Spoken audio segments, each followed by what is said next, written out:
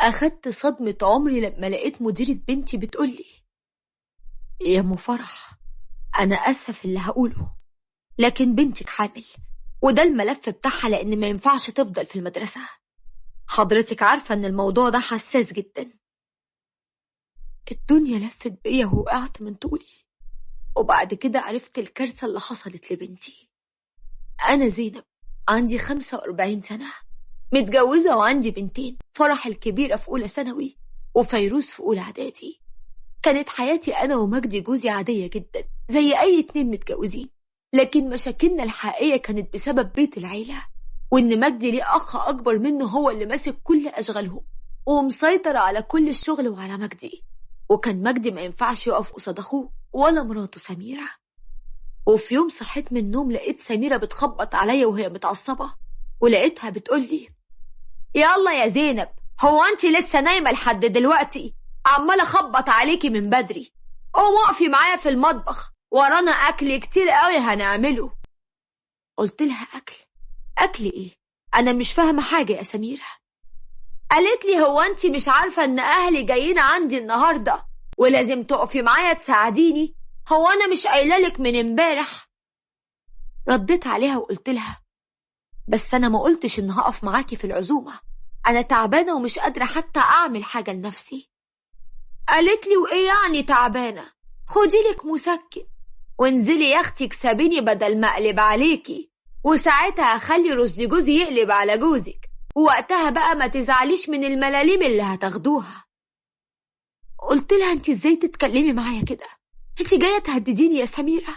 وبعدين مجدي لي حق زي جوزك بالظبط، يعني انتوا مش بتعطفوا علينا؟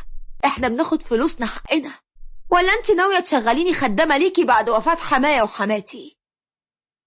بصت لي بكل برود وقالت لي: احسبيها زي ما تحسبيها، انا طالعة شقتي، وافتكري انك انت اللي جبتي لنفسك المشاكل.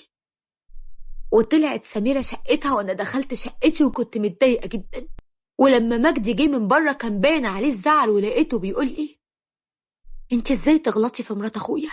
انت مش عارفة انها الكبيرة ومرات الكبير ولازم تحترميها؟ قلت له: يا مجدي، ده عايزاني خدامة ليها، اقف اعمل لاهلها الاكل؟ هي حصلت لي كده كمان. قال لي: ما عنديش ليكي غير جملة واحدة، اطلعي صلحيها وهدي الدنيا معاها، انا ماليش غير اخ واحد ومش هينفع اخسره عشان شغل الحريم بتاعكم ده، وإلا والله ما انت بايته فيها النهاردة. طلعت اعتذرت لسميرة وانا مغصوبة وقلت لها: حقك عليا، انا ما كنتش اقصد.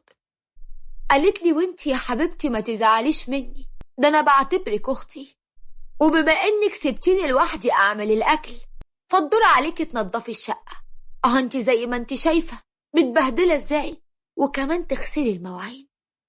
كانت سميرة قصدة تذلني عشان تبين دايما ان الكلمة الاولى والاخيرة ليها، وانا للأسف كنت مسالمة جدا عشان ما يحصلش مشاكل بين الاخوات بسبب الميراث، وخصوصا ان رشدي جوز سميرة كان ضعيف الشخصية قصادها جدا وبيسمع كلامها حتى لو غلط.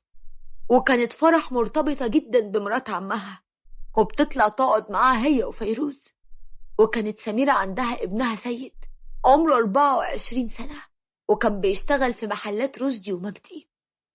وفي يوم فيروز طلعت لوحدها فوق، وبعد نص ساعة لقيتها نزلت ووشها مخطوف. سألتها: مالك يا فيروز؟ ايه اللي حصل لك؟ قالت لي: مش عايزة اطلع فوق تاني، مرات عمي بتخلينا ننظف معاها الشقة وانا مش حابة كده. قلت لها: اياك تطلعي ولا انت ولا فرح. فرح قالت لي: لا يا ماما، انا بحب اطلع اقعد مع مرات عمي، وبعدين دي طيبة قوي وانا بحبها. قلت لها: هي كلمة واحدة لأ يعني لأ. وبعد اسبوعين من اللي حصل، في يوم رشدي اخو جوزي خبط عليا وقال لي: في ايه يا ست زينب؟ عايزة تبعدي بنات اخويا عني ليه؟ وكل مرة سميرة تقولك خليهم يطلعوا تقولي لها لأ ليه؟ انت مش هتبطلي طريقتك دي.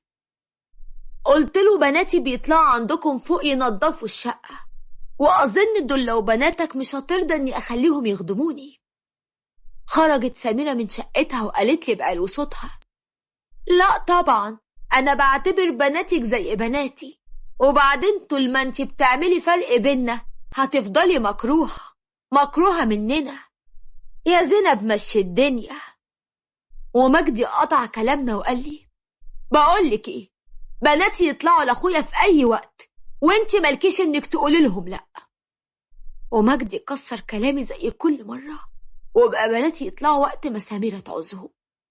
وفي يوم لاحظت ان فرح شكلها مجهد وتعبانة، ولما كنت بسألها مالك كانت تقولي انها مرهقة من المدرسة، وكانت في الفترة دي مش بتطلع عند سميرة ولا سميرة سألت عليها. وفي يوم جالي تليفون من المدرسة ان فرح وقعت من طولها، ولما رحت عشان اطمن عليها لقيت المديرة قالت لي انا مش عارفة ابدأ كلامي منين، انا عايزاكي تتملكي اعصابك يا ام فرح، احنا اكتشفنا ان بنت حضرتك حامل. اتخضيت وقلت لها انتي بتقولي ايه؟ ازاي بنتي حامل وانتوا عرفتوا منين حاجة زي دي؟ المديرة قالت لي الصبح والاخصائية بتفتش الشنط زي كل يوم، لقينا بنتك مخبية معاها اختبار حمل، ولما سألناها بيعمل معاكي ايه قالت انه ليكي وانها نسيت تديهولك، ولما ضغطنا عليها وقلنا لها ان احنا هنكلمك وقعت من طولها. ولما فات دكتورة المدرسة خلتها تعمل الاختبار عشان تطمن ان البنت كويسة، وللأسف الاختبار طلع إيجابي. قلبي معاكي يا ام فرح، انا عارفة انها كارثة، لكن للأسف انا مش هينفع اخلي فرح في المدرسة تاني بعد النهاردة. اتفضلي ملفها اهو. اخدت ملفها وسحبتها في ايدي وانا مش عارفة اروح فين واجي منين، وكانت فرح بتعيط ومش قادرة تقف على رجلها. ولما روحنا البيت لقيتها بتقولي والله غصب عني، اللي عمل فيا كده سيد ابن عمي غصب عني، وفيروز كمان حصل معاها كده لكن هي بطلت تطلع، إنما أنا كنت بحب سيد وكنت بوافق على كل اللي بيطلبوا مني عشان يفضل يحبني وما يسيبنيش. ومرات عمي لما عرفت قالت لي إياكي تطلعي هنا تاني بعد النهاردة. قلت لها يعني سمير عارفة؟ والله لاجيب لك حقك يا فرح واخرب البيت عليهم كلهم واولهم ابوكي. وخليت مجدي يجي بسرعة وحكيت له اللي حصل، ولقيته كان قايم يمد ايده على فرح. قلت له اقف قصاد المراية واضرب نفسك، يمكن تحس بغلطك في حقنا لما خليت اخوك ومراته يتحكموا فينا يا سيد الرجالة. قوم نلحق بناتك ونوديهم لأقرب دكتور نساء. ولما كشفنا على فرح وفيروز لقينا ان فيروز زي ما هي ومفيش حاجة حصلت ليها، اما فرح فهي اللي حامل. والدكتور قال لي يا مدام حضرتك عارفة ان بنتك طفلة واكيد الحمل مش هيكمل والموضوع ده خطر على حياتها، يا ريت تخلوا بالكم منها وتحتووا الموقف. ما كنتش قادرة اتكلم ولا اقف على رجلي، وطلعنا لرشدي وسميرة. ومجدي قال له فين ابنك سيد؟ ابنك اللي ضيع مستقبل بنتي. سميرة ردت وقالت انت بتقول ايه؟ انا ابني ماله ومال بنتك؟ وحكيت كل حاجة انا ومجدي، وكان رشدي مصدوم من اللي بيسمعه، ولقيته بيقول مستحيل ابني يعمل كده، اكيد في حاجة غلط. سميرة اتكلمت وقالت ايوه يا اخويا، هما بيعملوا كده عشان يدبسونا ببنتهم اللي جابت لهم العار، اسمع مني وتردهم. قلت لها منك لله يا سميرة، منك لله انت وابنك، انتوا شياطين وانا ما شفتش احقر منكم حقيقي. اسمعي بقى، انا لو ما خدتش حق بنتي بالذوق هاخده بالعافية. ورشدي جاب سيد ابنه وقال له امسك المصحف ده واحلف عليه انك ما قربتش من بنت عمك، بس اسمع، لو كدبت تعرف ان المصحف هيتقلب عليك وحياتك هتبقى جحيم يا ابني. وسيد خاف يمسك المصحف وقال غصب عني، والله الشيطان اللي لعب بدماغي، حقكم عليا. مجدي قال له بقهرة حسبي الله ونعم الوكيل، ربنا ينتقم منك، قطمت ظهري وكسرت قلبي على بنتي. ورشدي وعد مجدي انه هيكتب كتابه على فرح لما تتم السن القانوني عشان كل حاجة تبقى رسمي. لكن فعلا زي ما الدكتورة قالت، فرح جسمها ما تحملش الحمل ونزل وعاشت حاجات مش سنها خالص. كان قلبي بيتقطع عليها كل ما بشوفها قصادي وهي مكسورة ومش بتبطل عياط.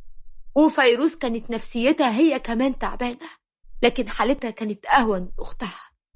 والأيام عدت بسرعة وفرح اتكتب كتابها على سيد، وبدل ما نبقى فرحانين كنا مهمومين. وبعد شهر من جوازهم اتطلقوا، وبنتي أصبحت مطلقة وهي عمرها 18 سنة وشهر. وقررنا نعزل من بيت العيلة وننسى كل الكوارث اللي حصلت لنا فيه. ولما عزلنا حياتنا اتغيرت للأحسن، وخلينا فرح تكمل تعليمها منازل، وكنا بنحاول على قد ما نقدر نخليها تنسى اللي حصل لها. وبعد شهور بسيطة جالنا خبر إن سيد اتوفى بسبب سكتة قلبية. ولأن مستحيل أنسى اللي حصل لبناتي، كنت حاسة إني مرتاحة وفرحانة إنه خلاص ما بقاش لي وجود. وعمري ما سامحته ولا هسامحه، ولا هسامح رشدي وسميرة، رغم إنهم اتكسروا بعد فراق ابنهم. ورشدي طلب من مجدي إنه يروح له ضروري، واداله كل ميراثه بالكامل بعد ما كان واكل حقنا. وقال لي خلي فرح تسامح سيد، وانتوا كمان سامحوا. ولما مجدي حكالي كلامه مع أخوه، افتكرت كل اللي حصل لبنتي كأنه امبارح. ولقيته كمل كلامه وقال لي لأول مرة بص في عين رشدي وأقول له مستحيل أسامحك، ولا أنت ولا ابنك ولا مراتك، وعند الله تجتمع الخصوم. وهي دي حكايتي اللي مستحيل أنساها أبدا. ولما بتيجي في بالي بحس إن قلبي موجوع وعيني مكسورة، وبيصعب عليا بنتي. أنا حبيت أحكي حكايتي عشان أنصح كل أم وأب، خلي بالكم، خلي عينيكم على بناتكم، وإياك تسيبوهم بعيد عن عيونكم في مكان، خاصة لو المكان ده فيه شباب. وافتكروا إن مهما كانت صلة القرابة، في الشيطان اللي قادر يغويهم، وساعتها مستقبل عيلة كامل هيتدمر. حافظوا على بناتكم، البنت ما تباتش بعيدة عن أمها أبدا، وتكون دايما قدام عينيها.